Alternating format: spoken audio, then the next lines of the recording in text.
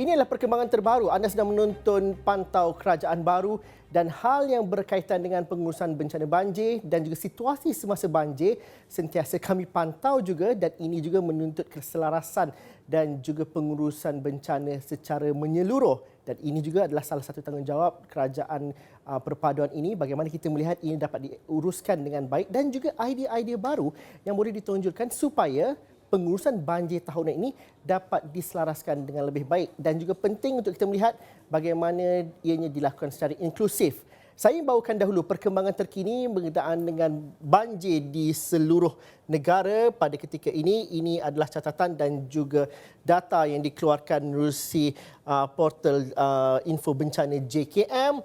Setakat ini terdapat 5 buah negeri yang terkesan akibat banjir, dan ini melibatkan 20 pusat pemindahan sementara yang dibuka. Jumlah keseluruhan mangsa banjir pada ketika ini adalah sebanyak 2,537 dan ianya meningkat. Ini mereka daripada 762 keluarga di 5 buah negeri yang terlibat. Kalau dilihat, negeri yang boleh dikatakan terjejas ialah seperti di Terengganu. Dan juga di Terengganu, kalau dilihat di sini ada beberapa pusat pemindahan yang dibuka, tetapi saya ingin berikan juga fokus kepada negeri Kelantan, di mana kalau dapat dilihat daripada paparan di skrin ini, denyutan dan juga skalanya itu, ini banjir-banjir dan juga pusat pemindahan yang berlaku dan juga yang ditempatkan di 2 buah daerah, khususnya di Rantau Panjang dan juga di Pasir Mas, di mana sebanyak antara pusat pemindahan yang dibuka pada ketika ini ialah Sekolah Kebangsaan Tok Deh, PPS Putat 7 di Pasir Mas, dan juga Sekolah Kebangsaan Kubang Kual, Pasir Mas, Sekolah Kebangsaan Gual Periuk yang menempatkan 493 mangsa pada ketika ini, Masjid Mukim Padang Licin, Sekolah Kebangsaan Seri Kiambang, Pasir Mas, dan juga Sekolah Kebangsaan Kedai Tanjung yang dibuka pada hari ini. Dan untuk mendapatkan perkembangan lanjut mengenai situasi semasa banjir di Kelantan khususnya, di 2 daerah itu, di Pasir Mas dan juga di Rantau Panjang, bersama saya di talian ialah Muafandi Muhammad, Wakil Astro Awani Kelantan. Muafandi, mungkin dapat dikongsikan. Ya. Katanya hujan sudah mula reda, tetapi mangsa banjir mereka yang dipindahkan ke PPS terus meningkat, dan juga kaitan dengan Sungai Golok itu bagaimana kita dapat fahami ketika ini? Baik, terima kasih Zul. Benar, cuaca hari ini agak baik, di mana sepanjang hari bermula pagi sehinggalah ke saat ini, hujan mulai reda. Ada kalanya hujan yang turun renyai-renyai tanpa ada yang lebat di kebanyakan kawasan di seluruh negeri Kelantan ini. Begitupun mangsa banjir yang terus berlindung di pusat pemindahan sementara meningkat kepada angka 1,769 orang, membabitkan 547 keluarga yang ditempatkan di 7 buah pusat pemindahan sementara yang kesemuanya terletak di jajahan Pasir Mas.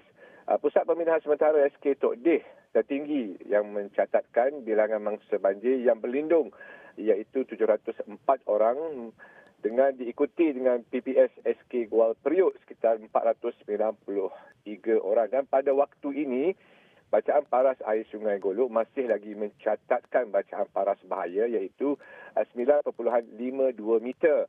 Manakala paras air Sungai Golok di Tumpat sedikit meningkat, di mana catatannya bacaannya kini adalah 2.02 meter, melepasi bacaan paras berjaga-jaga, dan berkemungkinan tradisinya apabila pekan Rantau Panjang sekitar jajahan Rantau Panjang itu dinaiki air limpahan Sungai Golok ini, daerah seterusnya adalah Tumpat, di mana penduduk yang tinggal berhampiran dengan Sungai Golok di Kuala Jambu misalnya, di Kampung Bendang Pak Yong, akan mengalami limpahan air Sungai Golok, dan penduduk di situ diminta bersiap sedia dan berpindah sekiranya diarahkan berbuat demikian.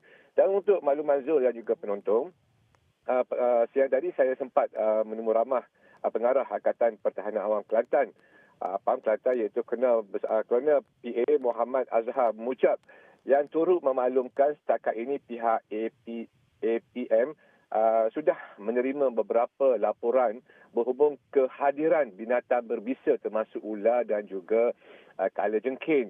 di kawasan ataupun di kawasan yang dinaiki air dan juga di rumah-rumah penduduk. Namun setakat jam ini belum ada laporan yang diterima berhubung mana-mana mangsa banjir ataupun kanak-kanak yang dipatut ataupun terkena dengan serangan binatang berbisa ini. Begitupun pihak APM katanya sudah banyak kali menerima laporan sepanjang 2 hari ini, dan untuk itu kanak-kanak khasnya diminta supaya berwaspada dan tidak bermain air ataupun tidak bermain secara berseorangan tanpa pengawasan ibu bapa. Apapun seperti yang kita maklumkan sebelum ini, mangsa banjir di daerah rantau panjang ini merupakan mereka yang sudah terkena banjir sebanyak 3 kali bermula Mac, November dan juga pada waktu ini.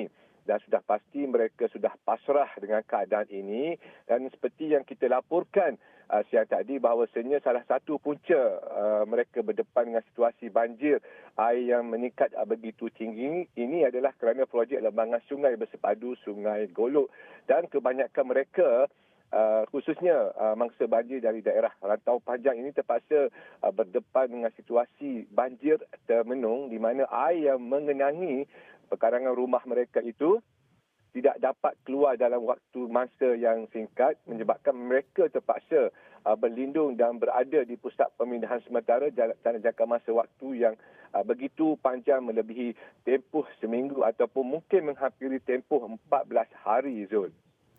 Saudara Muhammad, mungkin dapat diceritakan kalau berdasarkan data daripada portal KKM ini, daripada portal JKM ini, 1,769 mangsa itu di Kelantan di 7 pusat pemindahan sementara. Tapi saya ingin menarik perhatian kepada angka-angka yang berkaitan dengan bayi lelaki ada 15, bayi wanita 28. Dan jumlah mereka yang bergelar ataupun dalam kelompok usia warga emas juga tinggi, sebanyak lebih 160 orang di situ. Dan ada juga mereka yang kelainan upaya, iaitu yang dalam kategori OKU ada 32 kalau digabungkan di sini, 32 OKU yang ditempatkan di PPS. Keperluan mereka ini berbeza-beza. Bagaimana pengurusan dan juga keadaan di PPS kalau dapat kita ketahui sikit sebanyak untuk keperluan mereka yang memerlukan keperluan-keperluan yang khas khusus, yang lebih khusus ini? Sebenarnya Zul, apa yang saya perhatikan, setiap mereka keluarga mangsa banjir yang dipindahkan ke pusat pemindahan sementara ini, mereka dibekalkan dengan kemah yang boleh mengasingkan antara kanak-kanak dan juga warga emas ataupun ibu bapa. Di samping itu juga sebelum ini jika sekiranya di PPS ini dibekalkan dengan tikar, namun kali ini ada juga tilam kecil dan juga toto yang turut diberikan kepada mangsa banjir. Seperti mana juga kaum wanita, soal tuala wanita dan juga keperluan semasa juga turut dibekalkan sebagai salah satu alatan keperluan bagi mangsa banjir yang berpindah di pusat pemindahan sementara. Dan apa sepanjang beberapa hari liputan saya di kawasan rantau panjang ini, saya melihat yang membabitkan golongan warga emas khasnya kenderaan lori misalnya. Saya melihat kebanyakan lori yang digunakan oleh baik Jabatan Bomba, baik juga APM, mereka menggunakan lori yang mempunyai jentera pengangkut. Di mana jika kita lihat lori yang boleh memasuki kawasan air yang separas Perut misalnya, kebiasaannya lori itu disertakan dengan jentera pengangkut. Jadi jika lori yang keadaan uzur misalnya ataupun lori yang tidak ada jentera pengangkut, ini sukar untuk mengangkut terutamanya warga emas, kanak-kanak dan juga mereka yang tergolong dalam kurang upaya ini. Apapun persiapan dari sudut jentera dan juga kelengkapan jentera itu saya lihat sudah ditambah baik oleh pihak berkuasa. Begitu juga di pusat pemindahan sementara di mana kerusi roda dan juga tempat pengasingan bagi mereka yang mempunyai simptom demam dan sebagainya turut dilaksanakan di pusat pemindahan sementara, dan pegawai kesihatan dan juga petugas kesihatan turut berada di pusat pemindahan bagi menjalankan saringan dan juga mengasingkan mereka yang terdedah ataupun mereka yang mempunyai simptom-simptom supaya tidak berlaku penularan COVID-19 di kawasan ataupun di pusat pemindahan sementara ini. Dan apa yang saya saksikan dari semasa ke semasa ini, berlakunya pertambahan dan juga memperbetulkan kelemahan yang ada sebelum ini, di mana bukan sahaja dari sudut makanan. Jika sebelum ini, Zul, kita mendengar kebanyakan mangsa banjir ini setiap kali mungkin menunya sarding, namun kali ini menu makanannya ditukar daripada sarding kepada ikan, kepada ayam dan juga menu itu saya dengar daripada mangsa banjir sendiri, mereka tidak komplain ataupun tidak kata bersungut mengenai makanan yang disediakan di pusat pemindahan sementara. Dan itu antara penambahbaikan yang dilaksanakan oleh kerajaan bagi memastikan mangsa banjir yang berada di pusat pemindahan sementara ini selesa dan boleh berada dalam tempoh ataupun jangka masa yang lama di pusat pemindahan sementara itu, Zul. Okey, baik. Terima kasih Muhammad Fandi Muhammad atas perkongsian dan juga maklumat itu. Saya ingin bersama juga dengan Profesor Madan Insinyur Dr. Muhammad Fadil Maddin. Beliau merupakan pengarah Pejabat Kelestarian Universiti Teknologi Malaysia, UTM. Doktor, kalau kita dengar apa yang dilaporkan oleh Muhammad Fandi tadi, kita bercerita apabila musim banjir dan juga mangsa-mangsa banjir ditempatkan di PPS contohnya, setiap satu daripada mereka memerlukan keperluan yang berbeza-beza. Dan Fandi tadi mengatakan bahawa ada penambahbaikan yang dilakukan. Bagaimana kita menilai dan juga perkara ini diambil kira oleh pihak berkuasa? Kerana dalam pengurusan banjir sebenarnya bukan satu dua kementerian ataupun agensi sahaja yang terlibat. Ia perlu merangkumi semua. Pengurusan inklusif itu bagaimana? Terima kasih. Saya merasakan daripada data dan juga maklumat yang dikongsikan kepada orang awam, terutamanya melibatkan kepada pengurusan banjir ataupun bencana, kita kena ada satu keperluan inklusif kepada kumpulan-kumpulan tertentu. Sebagai satu contoh, kita ada kumpulan OKU ataupun orang kelainan upaya, dan kedua adalah melibatkan kepada kumpulan yang mempunyai penyakit tertentu ataupun tidak boleh bergerak ataupun tidak mempunyai keupayaan mereka untuk terlibat dalam proses pemindahan. Jadi yang inilah yang sepatutnya perlu ditekankan oleh kerajaan ataupun mana-mana agensi yang terlibat, terutamanya di peringkat komuniti itu sendiri, kerana perlu ada satu sistem untuk kita memastikan penyampaian komunikasi bersama dengan kumpulan yang ini tadi, yang mana ianya akan melibatkan kepada bagaimana caranya untuk pemindahan itu dilakukan ataupun dilaksanakan. Yang kedua adalah infra yang kita sediakan, adakah ianya memenuhi standard ataupun piawaian yang tertentu bagi kumpulan-kumpulan ini. Dan yang ketiga adalah melibatkan kepada semasa kita menyelesaikan masalah mereka di pusat pemindahan banjir. Jadi tiga perkara ini yang perlu kita lihat, kerana banyak daripada operasi yang dilaksanakan lebih bersifat kepada kumpulan awam ataupun kumpulan umum, yang mana mereka mempunyai asas kepada penggunaan yang sama dengan kumpulan normal. Jadi ini yang perlu dimasukkan dan perlu dijadikan sebagai satu asas. Okey, Prof, saya nak berkongsikan satu cerita. Ini kisah semalam di Terengganu di mana sepasang suami isteri nekat meredah air banjir sejauh 100 meter bersama dengan anaknya yang merupakan pengidap cerebral palsy selepas kediaman mereka dilanda banjir pada awal pagi Jumaat. Menurut Siti Salwa Amir Burhan, 25 tahun, meskipun hujan, mereka terpaksa meninggalkan kediaman apatah lagi mengenangkan keadaan kesihatan anaknya, Muhammad Ibnu Malik Muhammad Qayyum yang berusia setahun. Ini salah satu contoh. Mungkin kita dengarkan cerita ini dahulu. Keputusan itu terpaksa dilakukan kerana bimbang paras air akan meningkat dan menyukarkan pergerakan. Memang of course dengan jenis anak saya Malik ni, dia jenis tak boleh kena hujan juga. Kalau kena hujan dia memang akan demam. So kat situ lagilah kita orang kata double risau daripada berbanding anak-anak orang lain dengan keadaan anak kita macam ni. Memang first of all dalam kepala otak kita nak selamatkan anak kita dulu. Hujan lebat melanda lebih 12 jam, pasti dia resah mengenangkan kediamannya di Taman Murni Permai, Kuala Nerus kembali dilanda banjir. Hujan mula melanda sejak petang Khamis lalu menyebabkan rumah mereka dinaiki air setinggi 0.3 meter pada 6 pagi Jumaat. Dia tidak menyangka akan menjadi penghuni PPS Sekolah Kebangsaan Tok Jembal buat kali kedua tahun ini. Sejak hari Khamis tu, start petang tu memang kita orang memang tengok langit pun gelap, memang masa tu memang dah risau. Alhamdulillah lah kat rumah memang dah standby awal-awal. Cuma yang kita risaukan bila masa air masuk tu lah agak cemas sebab masuk pukul 6 pagi. So mana kita nak ambil anak, mana kita nak tengok rumah lagi. So dekat situ memang mencemaskan masa keadaan hujan lebat tu lah. Siti Salwa antara 220 mangsa daripada 54 keluarga yang terjejas akibat banjir di Kuala Nerus. Terdahulu bencana banjir yang melanda Terengganu sejak Jumaat lalu menyaksikan 4 daerah di negeri itu terjejas. Menerusi itu, lebih 500 mangsa telah dipindahkan melibatkan daerah Kuala Nerus, Kuala Terengganu, Setiu dan Kemaman. Okey, Dr. Muhammad Fadil Madin masih lagi bersama dengan saya. Doktor, kalau kita lihat pengurusan data adalah penting. Kalau kita nak kata pasal untuk menguruskan mereka yang memerlukan keperluan khas, kerana dari situ memerlukan bahawa PPS dapat bertindak dan juga ada kemudahan yang bersesuaian. Bagaimana kita dapat lakukan itu? Prof, kita simpan dulu jawapan tu. Kita berhenti rehat seketika dahulu. Prof akan menjawabnya selepas ini.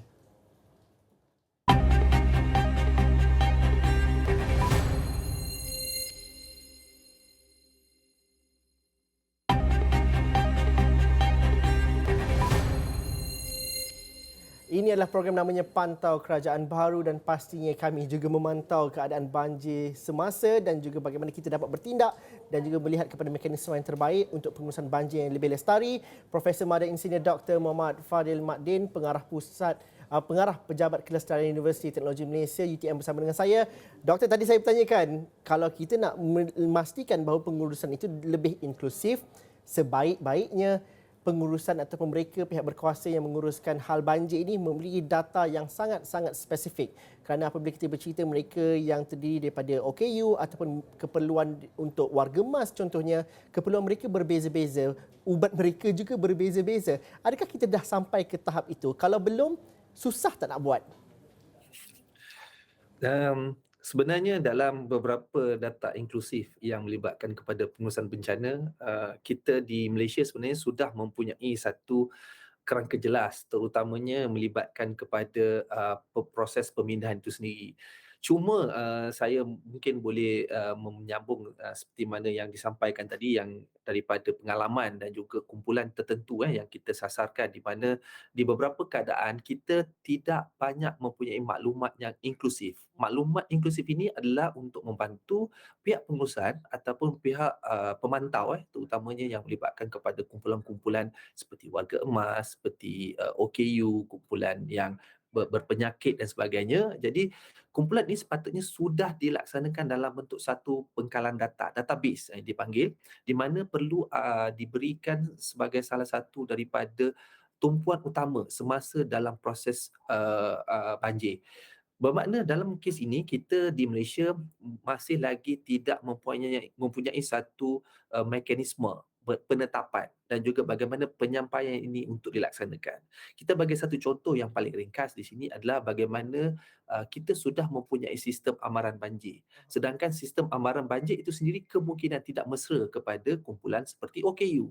Kerana OKU ni ada pelbagai kumpulan, ada kumpulan yang tidak mempunyai dari segi pendengaran yang baik, mata dan sebagainya. Jadi ini juga adalah antara isu apabila penyediaan kepada kumpulan infrastruktur ini tidak memanipulasi ataupun tidak mengguna pakai sistem yang akan lebih friendly ataupun lebih mesra kepada kumpulan-kumpulan ini.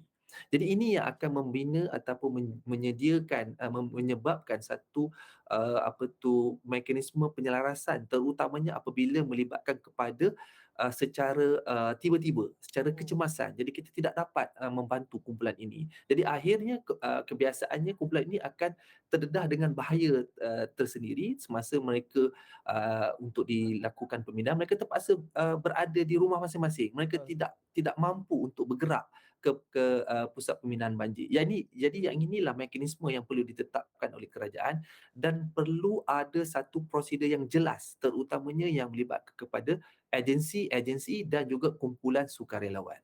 Prof, apabila kita cerita mengenai data satu perkara, tapi penyelarasan maklumat dan juga gerak kerja melalui agensi itu masih lagi menjadi satu pertikaian, dan setiap kali musim banjir kita akan berkata macam mana tak nak kerja secara silo.